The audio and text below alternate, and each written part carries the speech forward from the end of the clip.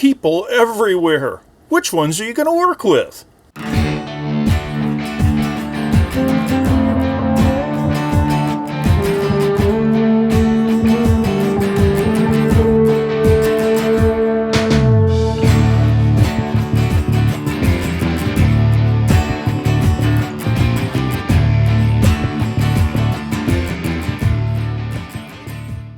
It's been one of the recurring themes so far, since at least the introduction video, that if you're really looking for a way to stand head and shoulders above everyone else in your field, the best way is to find a problem and find a way to solve it. So what problems are you going to solve? I've divided up the class into 5 groups, each one with a specific focus. And we're going to go over some of the issues in each of these focuses, and I'm going to give you the groups in the rest of this video. Let's look at the specific groups now. The first group would be the transportation group. Transportation is something we tend not to think about in America, but it is a very important part of our everyday existence. In terms of our infrastructure, the American infrastructure is, to be quite simply clear, aging. The average age of a bridge in America is 43 years. In 2016, almost over 9% of the bridges were structurally deficient. And 188 million trips were taken on structurally deficient bridges. It doesn't take a lot to figure out that this is a recipe for a little bit of disaster, yet still we're not really investing in infrastructure. And it's beyond just the bridges. Our roads are also fairly bad. 2 out of 5 miles of the nation's interstates are congested. 42 hours per driver per year wasted in traffic. 21% of the nation's highways are in poor condition. And this is particularly important because we are a car-oriented culture. We don't do public transportation. Basically because public transportation doesn't work all that well in our country. 81% of people live in urban areas, but only 51% of them can get to a grocery store using public transit. If you've ever had to use a local bus service, you know that they're probably not going to be particularly good. These are just some of the issues that are at work in the transportation field. And now the transportation group consists of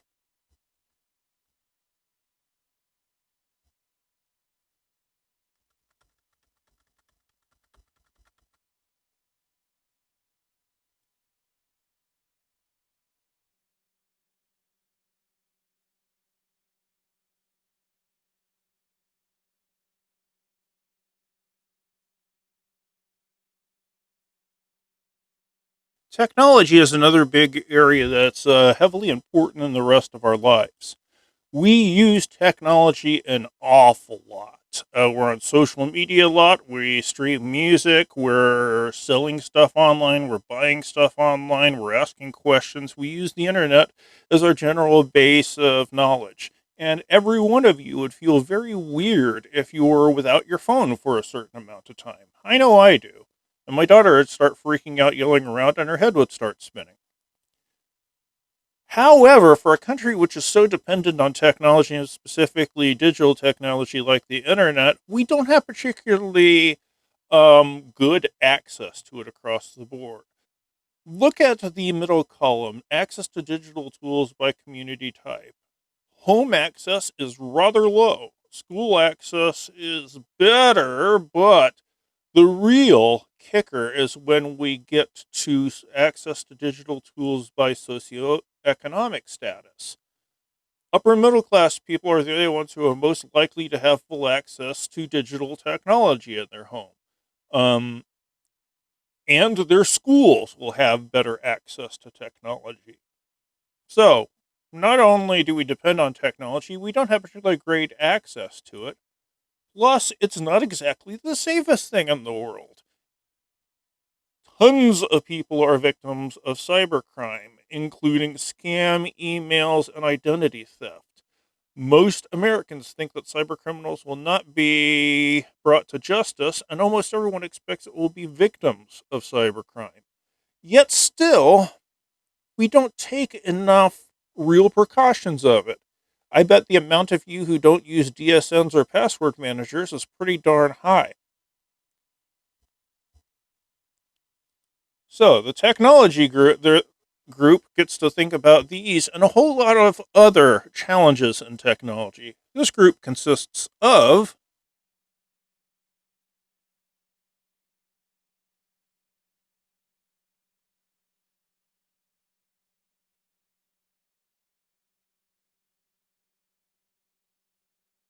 let's talk about the various crises which are going on in the world of art. Whenever I ask my students when the last time they've actually paid money for an album, people stop and have to think for a long amount of time. We're used to being able to get stuff for free. As a result, most of us are not used to thinking about musicians and artists as people we actually have to support. And indeed, the structures aren't particularly well set up for us to support our artists either. For a solo artist to earn a U.S. monthly minimum wage salary, you'd have to sell 143 self pressed CDs. You're going on CD, baby, it's a bit more because they take a cut. If you're in a high end royalty album deal, you'd have to do a lot more because more people take cuts. If you are looking for how many downloads you would have to get on iTunes, it's still larger. CD Baby is a bit larger. Retail album sales are a bit larger. Well, this is probably why a lot of people don't think about supporting artists because we don't buy these CDs. If you buy a CD, a certain amount of money comes. But how do we really consume music? We consume music via streaming. And it's been that way for a little while now. Vinyl sales still make up shockingly a part of our sales culture. But as far as CDs and downloaded music, not all that much. Now, the problem here is that most people get their music through streaming services, but if you look at how much money the average artist gets from a streaming service, well, it's not great. Napster is actually pretty good about this and getting almost 2 cents per play, and you'd only need 77,000 to make a minimum wage. If you're relying on YouTube revenue, you'd have to have over 2.1 million plays to make a minimum wage. Now, there's a bigger problem here still. Out of the sales of individual music, labels take, on average, 45%. Taxes take 16%. The platform that distributes it takes, on average, 20%. This leaves almost 17% of album revenue going towards the people who create it. If we don't pay artists, how are artists ever going to make art? It's not like art's important or anything. It's not like we need to have entertainment, do we? So, these are some of the crises which are in effect in music. And I think it's even worse this year because most musicians don't have the option to play out anymore. So, the music group will get to deal with these issues and more. And this group consists of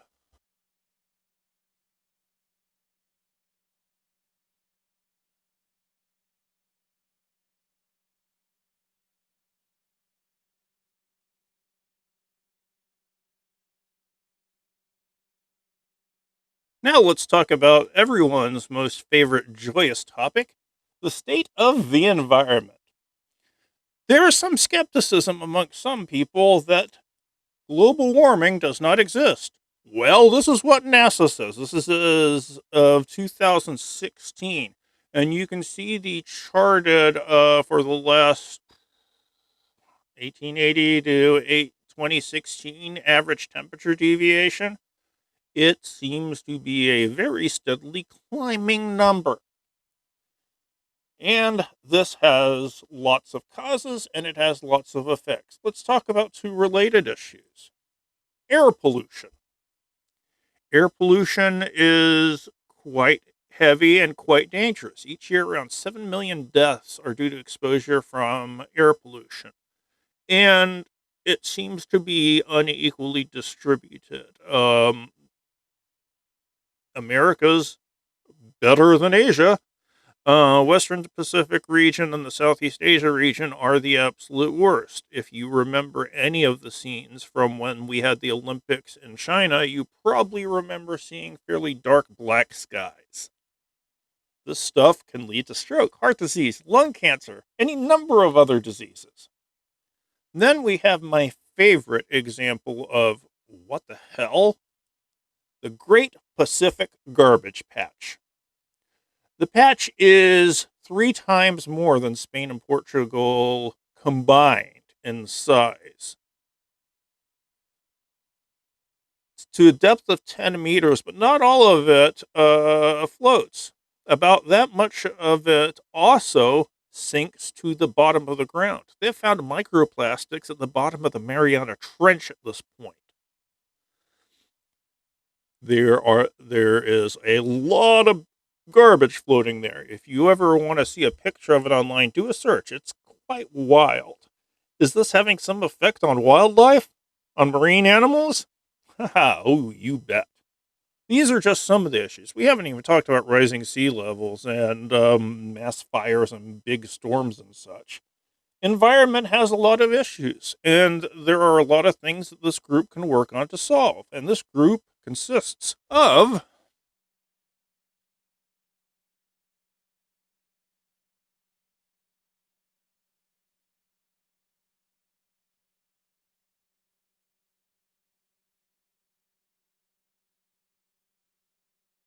the status of education in America.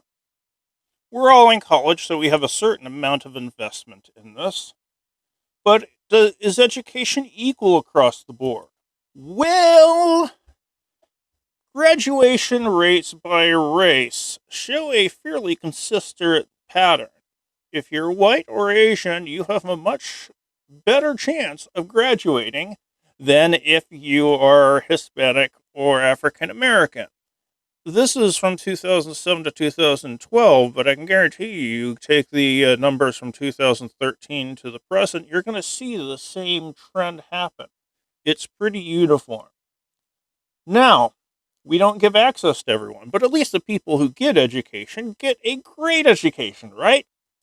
Well, in 2015, the PISA results, which is an international ranking of educational systems, had the U.S. in science rated at 18th in the world. In reading, 15th. In math, we are 35th. So how good of an education are people getting? And while you're there can be problems. When I went to look at school violence, I mostly saw stuff about school shooting, but these are the big obvious things that pop up. There are many more amounts of violence. 280,000 students are physically attacked in secondary schools each month. 160,000 students miss school each day for fear of being bullied. 77% of students are bullied mentally, verbally, physically, cyberbullying, so on and so forth. This goes to quite a real point of making school a not safe environment for people to go to. If you were to look up the actual criminal statistics and the amount of people who get seriously hurt and die at school, you'd see that this is going to be contributing to a place, to an atmosphere where it's very, very hard to give your best to learn. We haven't even talked about test scores or any of that, or the student debt you're going to get into if you go into higher education or any of that. There are lots of issues in education. This is the group that gets to tackle some of them.